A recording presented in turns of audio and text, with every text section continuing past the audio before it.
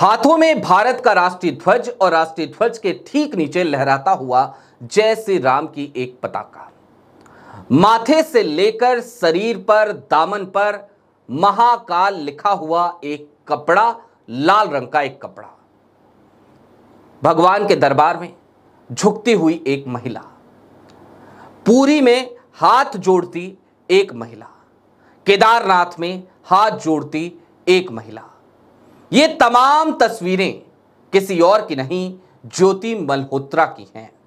ज्योति मल्होत्रा, जिन्हें गिरफ्तार किया गया है और जिनके ऊपर मुकदमा दर्ज किया गया है बीएनएस की धारा 152 और आधिकारिक गोपनीयता की 1923 की धारा 3, 4 और 5 के अंतर्गत। आरोप है कि ज्योति मल्होत्रा ने देशद्रोही गतिविधि को अंजाम दिया है, देश के दुश्मनों को देश की जानकारियां भेजी हैं और इन सब के बीच बवाल कटा हुआ है। लेकिन आज हम जो समीक्षा करना चाहते हैं वो समीक्षा कुछ अलग है। समीक्षा इस बात की कि ये जो तस्वीरें हमने आपको दिखाई, इन तस्वीरों को देखने के बाद लोगों ने क्या सोचा होगा, और आज की तारीख में ज्योति का जो काला सच है वो सबके सामने है। तो सवाल ये है कि क्या ये तस्वीरें किसी नकाब की तरह थी, और अगर थी तो ऐसे कितने लोग हैं जिन्होंने चेहरों पर इसी तरीके का नकाब ओढ़ रखा है। जरा इत्मीनान से वीडियो के अंत तक बने रहिएगा, क्योंकि इस मसले पर आज खुलकर बात करने की जरूरत आन पड़ी है, क्योंकि ये देश हमारा है, देश के जिम्मेदार नागरिक हैं हम, तो ऐसे मसलों का विश्लेषण करना पड़ेगा। नमस्कार, मैं स्वप्निल और आप मेरा YouTube चैनल देख रहे हैं। मुद्दा पर 14 दिन का बैन लगा है, 6 दिन बाद वहां मुलाकात होगी। पहले ही अकाउंट को फ्रीज किया जा चुका था, अब मुद्दा को भी बैन किया जा चुका है। लिहाजा एक अपील ये कि इस चैनल को सब्सक्राइब कर लीजिए। दूसरा ये कि यदि आप सक्षम हो और यदि आप चाहें तो इन दिनों मुद्दा मुश्किल हालात से गुजर रहा है। बैंक अकाउंट फ्रीज होने और चैनल के बैन होने की वजह से छोटी छोटी मदद मुद्दा की जरूर कीजिएगा। इसके लिए आप स्क्रीन पर दिख रहे QR कोड या फिर के नीचे दिख रहे UPI नंबर का इस्तेमाल कर सकते हैं। अब आगे बढ़ते हैं। ज्योति मल्होत्रा की खबर आप सब तक पहुंच गई होगी। बहुत ज्यादा विस्तार में नहीं जाऊंगा कि ज्योति मल्होत्रा ने कैसे 2024 में पाकिस्तान की यात्रा करी और उसके ठीक बाद फरवरी के बाद जून आते ही वो चीन की भी यात्रा करती नजर आई। इन सब के बीच क्या क्या हुआ, आखिरकार कैसे एक पाकिस्तान के नागरिक और पाकिस्तान के संभावित अधिकारी का नंबर उनके फोन में जट रंधावा के नाम से सेव हुआ नजर आया, ये सब पे खूब बात हो चुकी है। आज सवाल दूसरा है। आपकी स्क्रीन पर एक और तस्वीर है, याद कीजिए, इस तस्वीर को आप पहचानते होंगे, एल्विस यादव।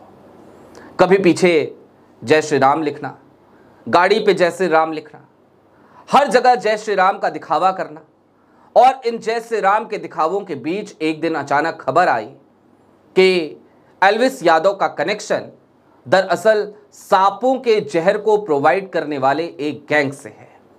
एल्विस की मुश्किलें अभी इस केस में बढ़ चली हैं। एल्विस यादव के पास भी नकाब यही था, हिंदुत्व का, देशभक्ति का, राष्ट्रवाद का।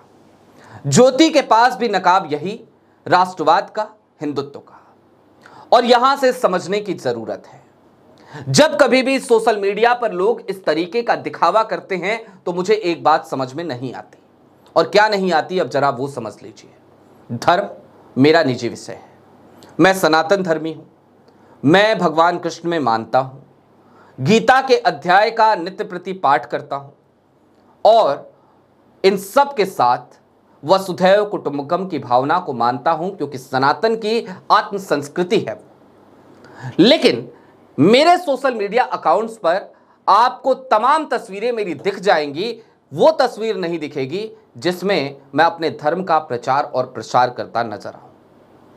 मैं कई बार कई दफे मंदिरों में जाता हूं, लेकिन मेरी वो तस्वीरें आपको सोशल मीडिया पर नहीं दिखेंगी। सोशल मीडिया पर अगर कुछ तस्वीरें हैं भी मेरी इस तरीके की, तो वो तस्वीरें किसी कथावाचक के साथ की हैं।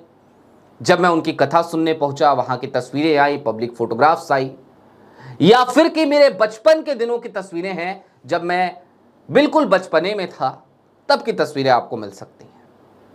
क्योंकि जैसे जैसे परिपक्व हुए ये बात समझ में आती गई कि धर्म निजी विषय है, मेरा विषय है, और धर्म के लिए आडंबर की जरूरत नहीं है।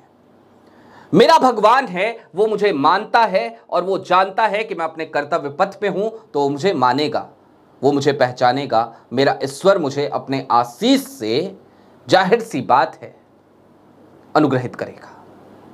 लेकिन ज्योति मल्होत्रा हो या फिर कि एल्विस यादव हो या फिर कि इस तरीके के तमाम गैंग हो, इन सब के माथे पर, इन सब के चेहरे पर एक नकाब है।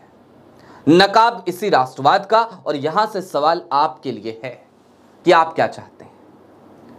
आमतौर पर जब हम सत्ता से सवाल करते हैं तो आप में से कुछ लोग इस देश के, वो हमसे ही सवाल करने लगते हैं कि अच्छा सवाल क्यों कर रहे हो, सत्ता से क्यों कर रहे हो, सरकार से क्यों कर रहे हो।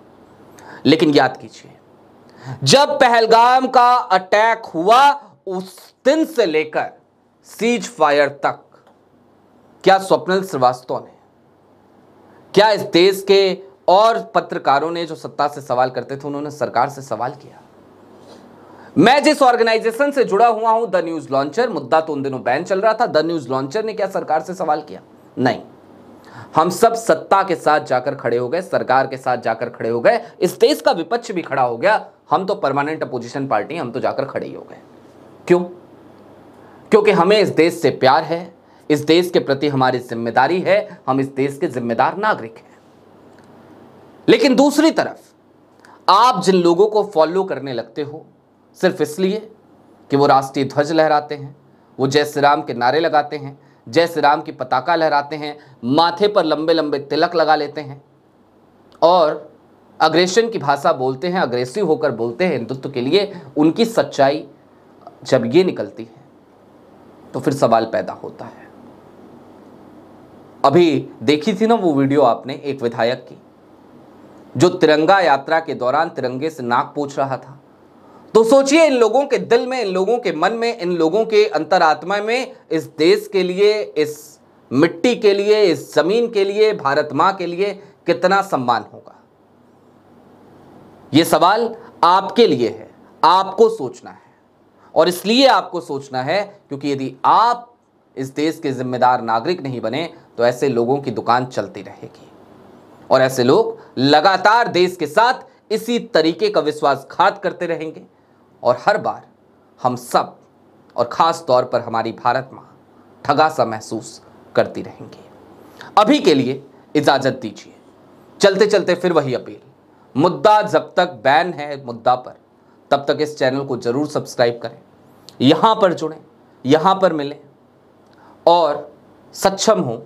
और यदि आप चाहें, यदि आपको लगे कि उस वक्त में, जिस वक्त की पत्रकारिता मुश्किल हो चली है, उस वक्त में जब पत्रकारिता करने की कोशिश में हमारे बैंक अकाउंट तक फ्रीज हैं, उस वक्त में जब चैनल पे भी बैन है, अगर आपको लगे तो छोटी छोटी मदद जरूर कीजिएगा। शुक्रिया।